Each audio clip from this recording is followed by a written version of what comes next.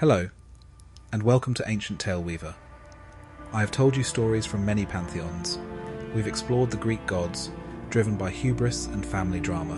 We've seen the Norse gods, haunted by an inescapable, foretold doom. But today, I want to take you back further, back before the Greeks, before the Hebrews, to the very dawn of civilization.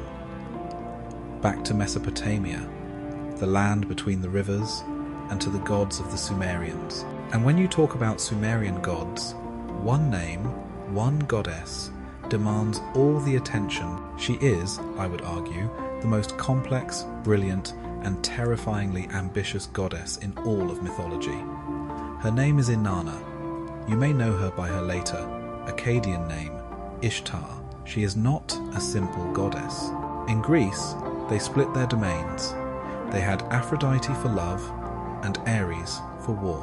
Inanna was both. She was the goddess of passionate, procreative love, and she was the goddess of brutal, bloody warfare. She was the patron of the tavern, of ale, of sex, and she was the patron of the battlefield, of the storm, of the slaughter. She was, in short, the goddess of all passionate, chaotic human experience. She was the queen of heaven, the protector of the great city of Uruk, and she was never satisfied. She was ambition personified. And her story, the greatest story of Inanna, is not one of her conquests on earth. It's the story of her final, most audacious, most hubristic quest. It is the story of her decision to conquer death itself. You see, in the Sumerian cosmos, the universe was divided. There was the great above, the realm of the sky, the sun, the air. This was Inanna's domain, and then there was the great below, Kanugi, the land of no return, a dark, joyless, dusty prison from which no one, not god nor mortal, could ever escape. And this other kingdom was ruled by another queen, a queen Inanna hated, her own elder sister, Ereshkigal, the goddess of death. Ereshkigal is the perfect foil. Where Inanna is light, Ereshkigal is dark. Where Inanna is loved and celebrated, Ereshkigal is feared and forgotten. She is the bitter, lonely, abandoned queen who rules a kingdom of dust and shade. And Inanna, the queen of heaven, the goddess who had everything, decided, and she wanted that too. This, I find, is the core of the myth. This is not a rescue mission. This is a hostile takeover. Inanna decides to invade hell. The myth gives a pretext. She claims she is descending to attend the funeral of her brother-in-law, Gugalana, the bull of heaven. This is unbelievably audacious, because if you remember our story of Gilgamesh, Inanna was the one who had him killed. She is, essentially, planning to march into her sister's house for the funeral of a man she murdered, and take her throne. The sheer divine arrogance of this is staggering, and I think this is what makes her such a compelling character. She is a true force of chaos. But she is not a fool. She knows the rules of the Underworld. The Kanugi, the land of no return, has one simple law. It is a prison. It is final. No one, not even a god, who enters can ever leave. It is a one-way trip. Inanna knows this, so she prepares. She doesn't bring a sword. She doesn't bring an army. She dresses in her power. She gathers the 7 me, that's me, the divine laws of civilization. They are her authority. She wears them as armor. First, she places the shugura, the crown of the heavens, on her head. Second, she takes her lapis lazuli beads of power. Third, her double bead necklace. Fourth, her golden breastplate. Fifth, her golden hip girdle. Sixth, her lapis lazuli measuring rod and line. And seventh, her royal robes. She is now not just Inanna, she is authority itself, dressed for a war of divine law. And this, I think, is the most brilliant part of her plan. She knows she might fail. She knows she might be trapped. So, she creates her insurance policy. She calls her vizier, her loyal second-in-command, the goddess Ninshuba, and she gives her a set of very specific instructions. Ninshuba, she commands. I am descending. I am going to the great below. Wait for me. If, after 3 days and 3 nights, I have not returned, you must assume I am dead. You must raise a lament. Beat the drums. Put on mourning clothes. Go to the gods. Go first to Enlil, the king of the gods. Beg him. Tell him his daughter is trapped. And Inanna, in a moment of brilliant cynicism, adds, he will refuse you. He is old law. He will not break the rules.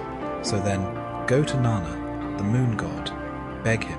He, too, will refuse you. And when they have both abandoned me, you will go to one last god. Go to Enki, the god of wisdom, the trickster. Enki. He is clever. He knows a way out of every trap. He will not let me perish. He will find a plan.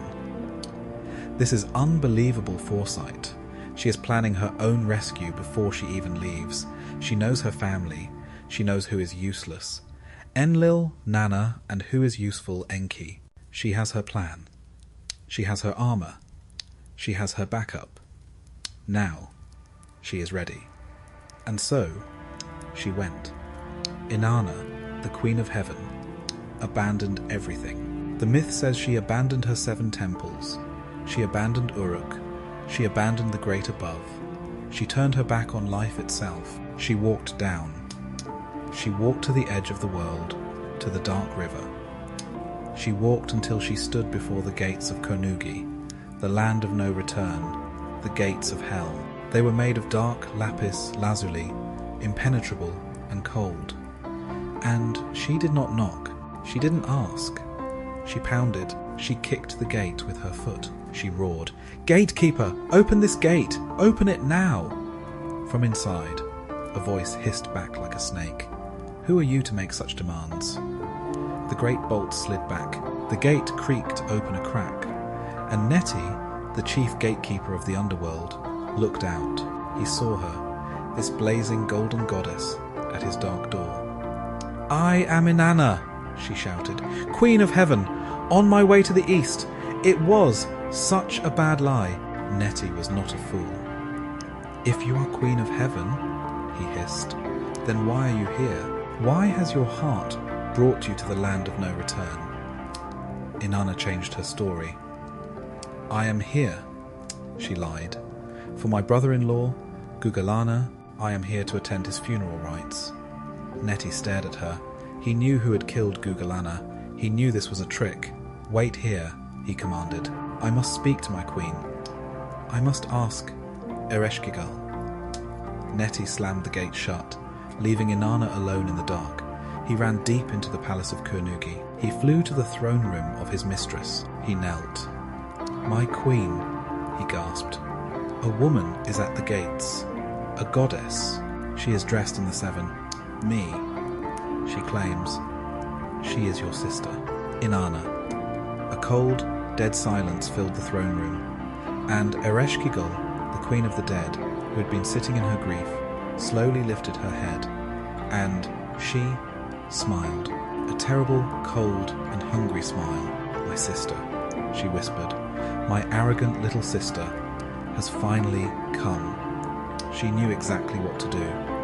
"She has chosen this?" Ereshkigal hissed. "Very well. Neti, let her in. But you will enforce the laws. You will enforce the Kuduru, the ancient rules of my kingdom." The trap was set. Hello, and welcome back to Ancient Tale Weaver. When I left you, the great goddess of heaven, Inanna, had made her decision. Driven by a cosmic ambition, she had decided to do the impossible. Conquer the Underworld, the great below, ruled by her sister, the Death Queen Ereshkigal. She knew this was a one-way trip, so she created a brilliant insurance policy, giving her loyal vizier Nin Shuba a set of precise instructions for her rescue, just in case. Fully armed in her 7 divine powers, she had arrived at the first of the 7 gates of hell and announced herself. Inside, her sister, Ereshkigal, had smiled. She had set her trap. "Let her in," she hissed to her gatekeeper, Neti. but enforce the ancient laws. Neti, the gatekeeper, returned to the first gate. He bowed, his face a mask of false respect. "Welcome, great queen," he said. "You may enter, but the laws of the great below are absolute, and no one, not even you, may enter the throne room of Ereshkigal, fully adorned." Inanna, impatient, tried to brush past him.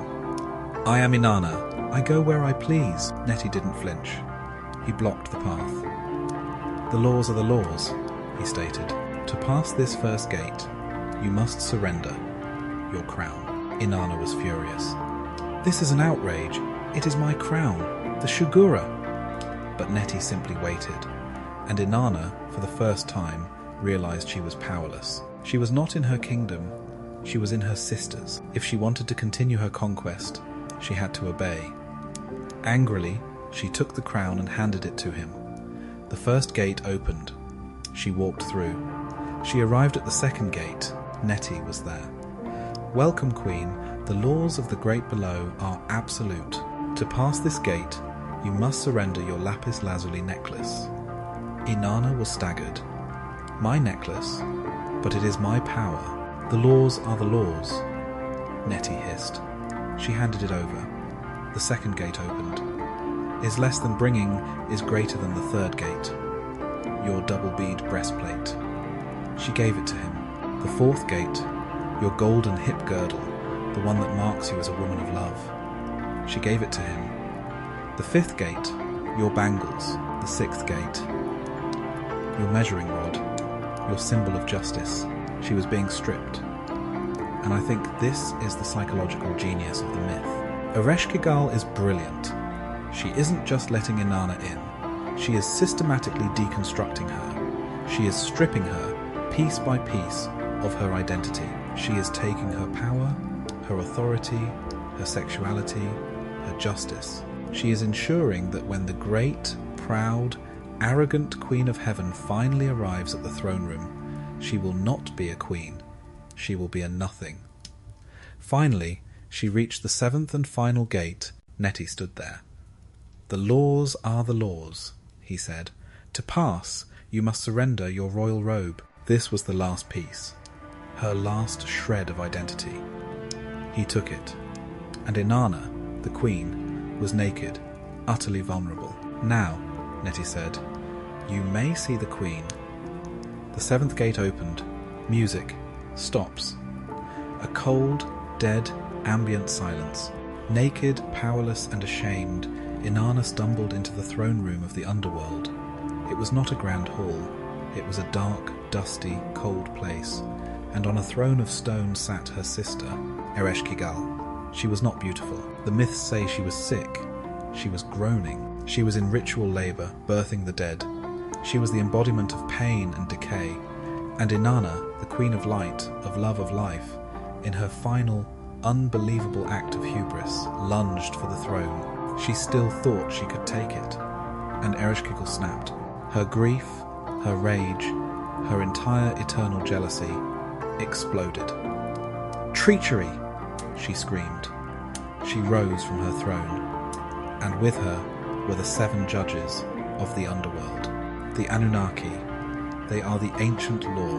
They saw Inanna, the invader, the living thing in their dead land, the arrogant queen who thought she could break the rules. And they passed their judgment. It wasn't a trial, it was a look. They all turned their eyes on her, the look of death. And Inanna the goddess, the queen of heaven, the most powerful being of all, was struck down. They spoke the word against her, the word of wrath, and Inanna died, just like that. Her spirit was broken, her body collapsed. She was dead. But Ereshkigal's vengeance was not complete. She hated her sister's beauty. She hated her perfection. She would not allow her a noble burial. She took the corpse of the Queen of Heaven, and she hung it on a hook, a rusty meat hook on the palace wall, to rot, to decay, to be nothing. The myth is brutally specific. Inanna, the goddess, became a piece of rotting green meat. She was a warning. This is what happens when life challenges death. Inanna was gone. Her quest had failed. Her arrogance had killed her. Or so it seemed. But I told you, Inanna was clever. She had an insurance policy. Above, in the great above, her vizier, Ninshuba, was watching. She counted. 1 day passed. The sun set. No Inanna. 2 days passed. The sun set. No Inanna. 3 days passed. The sun set. Inanna had not returned. Ninshuba knew. Her queen was dead. The plan was in motion. She tore her robes. She covered herself in dust. She beat the great drum of mourning. She ran, just as Inanna had commanded. First, she ran to Enlil, the king of the gods. She knelt, she begged. "My king, your daughter, Inanna, she has been killed in the underworld. Do not let the queen of heaven perish. Save her." And Enlil, just as Inanna had predicted, was furious. "Your mistress," he roared. "She is arrogant. She knew the rules. She flew to a land from which there is no return. She wanted the great below. Well, now she has it. I will not break the ancient laws for her. Leave me." He turned his back. Ninshuba, her heart broken, ran. She followed the plan. She went to Nanna, the moon god, Inanna's father. She knelt. She wept. "Father, your daughter, she is dead." And Nanna, too, refused. "My daughter knew the risk. She chose her fate. The laws of the underworld are absolute. I cannot help." Just as Inanna had predicted, her family had abandoned her. Ninshuba was desperate. She had one last name on her list. The last chance. She ran to the city of Eridu. She went to the palace of Abzu, the home of the god of wisdom. The trickster, Enki. She knelt at the water's edge. "Lord Enki," she cried, "she is gone. Inanna is dead. Do not let the Queen of Heaven be lost to the dust." And Enki looked down. He was not angry. He was not cold. He was sad. "My child," he whispered, "what has she done? This is a terrible thing." He knew he could not go himself. He could not break the laws. But Enki was the god of cleverness, the god of magic. He didn't break rules. He bent them. "I will not abandon her," he said. "I cannot go, but I can create that which can. Hello and welcome back. When I left you, the universe was in crisis. Inanna, the Queen of Heaven, was dead. Lured into the underworld, she had been stripped, judged, and killed by her sister, the Death Queen Ereshkigal. Her corpse was now just a piece of rotting meat, hanging on a hook in the darkness. Her insurance plan was failing. Her vizier, Ninshuba, had begged the great gods, Enlil and Nanna, for help, and they had both refused. The laws of the underworld, they said, were absolute. Inanna was lost. Ninshuba, in her final, desperate act, ran to Enki, the god of wisdom and trickery, and Enki did not refuse. He knew he could not go himself. He, a great god, would be trapped, just as Inanna was. The laws of the underworld are final. He couldn't break the law. So, he would have to bend it. He would have to cheat. He needed to send someone, or something, that was not quite alive. Something that could enter the land of the dead without belonging to it. So, I find this part just brilliant. He creates life. He reaches down, and he takes the dirt from beneath his fingernails. Just a speck of clay, and from this nothing, he fashions two beings. He creates the Kurgara and the Galator. They are not gods. They are not mortals. They are nothing. They are tiny, asexual, fly-like creatures. They are empathy given form. And because they are not truly living, they can slip through the cracks. Enki gives them his instructions. "Go," he commands, "to the underworld. Do not announce yourselves. Do not make a sound. Be like flies. Slip through the 7 gates." He gives them 2 items, a jar containing the food of life, and a flask containing the water of life. "You will find," he says, "the queen of the underworld, Ereshkigal, She will be in pain. She is in her eternal labor, groaning. Oh, my insides, she will cry. And when she does, you must groan with her. When she cries, oh, my outside, you must cry with her. You must mirror her pain. You must share her suffering. This, I believe, is the key, Enlil judged. Nanna abandoned. But Enki, the god of wisdom, understood. The only way to defeat the goddess of despair was with empathy. She will be so shocked, Enki said, that someone is sharing her pain, that she will offer you a gift. She will say, what do you want? A river? A field of grain? And you must refuse everything. You must ask only for one thing. Ask for the corpse, the piece of meat hanging on the hook, and when she gives it to you, sprinkle it with this food and this water. The two empathy demons flew. They slipped through the 7 gates, unseen. They found the throne room. They found Ereshkigal, just as Enki had said. She was writhing. She was groaning. Oh, she cried. My insides. And the Kurgara and Galator groaned back. Oh, your insides. Oh, she wailed. My outside. Oh, your outside, they wailed back. Ereshkigal stopped. She stared into the darkness. Who are you? She whispered. Who are you? Who weeps with me? Who shares my pain? She was so moved by this simple act of compassion that her heart softened. You have comforted me, she said. I will reward you. What do you wish? The river as a gift? The fields of grain? The two beings shook their heads. No, Queen, they whispered. We want nothing but the piece of rotting meat hanging on your hook. Ereshkigal was disgusted. What? That filth? It is all we want. Fine, she snapped. Take it. The trap had worked. The two beings flew to the corpse. They took the food of life. They sprinkled it on her. They took the water of life. They sprinkled it on her, and the rotting meat began to stir. The flesh reformed. The goddess Inanna, whole and alive, stood up. She was resurrected. Inanna was alive, and she was furious. She ran for the gate, but as she was about to leave, Ereshkigal let out a final scream.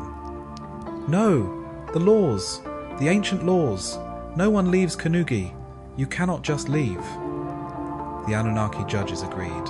She is right, they boomed. A body for a body. This is the law. If Inanna is to return to the great above, she must find someone to take her place. Inanna stopped. A substitute? She didn't care.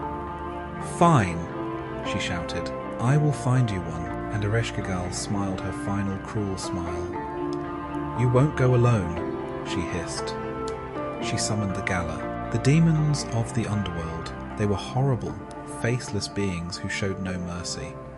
Go with her, Ereshkigal commanded. Cling to her. Do not let her go, until she gives you a soul to replace her. And so, Inanna ascended. She flew up through the 7 gates, reclaiming her robes and her crown at each one. She burst out into the sunlight, victorious, alive.